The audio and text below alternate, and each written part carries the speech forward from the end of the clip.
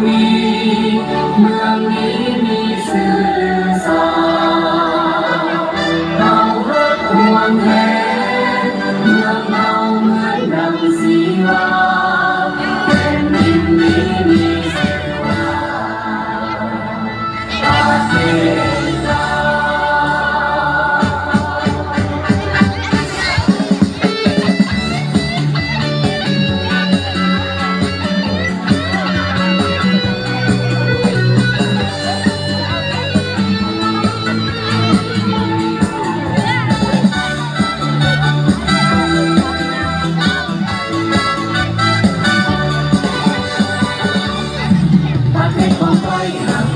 สวยงา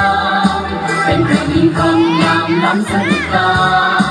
มีธรรมชาติป่าไม้สายทานามีภูเขาตรงหน้าป่าของไทยมีลำไม้ลำใหญ่หลายหัวดีสามพันธุ์มีหมู่มีมากมายน้ำของการอากาศเย็นสบายเอาภูมิใจนักไปพัฒนา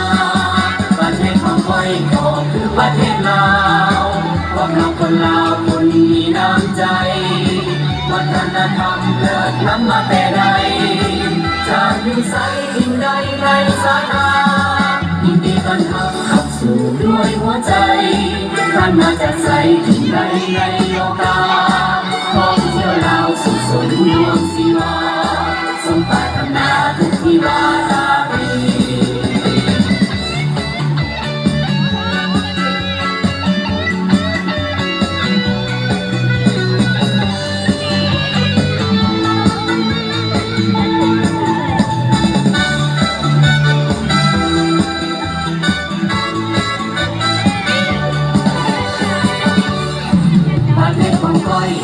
นี่และสวยงา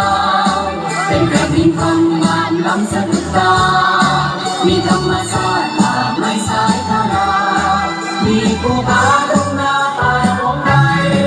มีต้นไม้ลำใหญ่หลายร้อยปีสามพันธุ์มีหมู่มีมากมายน้ำต้องตาอากาศเย็นสบายเอาภูมิใจนักไปพัฒนา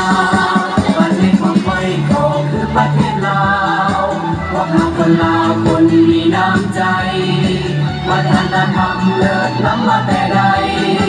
จะอยู่ใสที่ใดในสาขายินดีต้อนรับเข้าสู่ด้วยหัวใจท่านมาจากใสที่ใดในโลกาท่องเที่ยวลาวสุขสนดวงศิลาสมปรารถนาทุกที่วาตาปียินดีต้อนรับเข้าสู่ด้วยหัวใจท่านมาจากใสที่ใดในโลกาท่องเที่ยวลาวสุขสนดวงศิลาสมปรารถนาทุกที่วาตาปี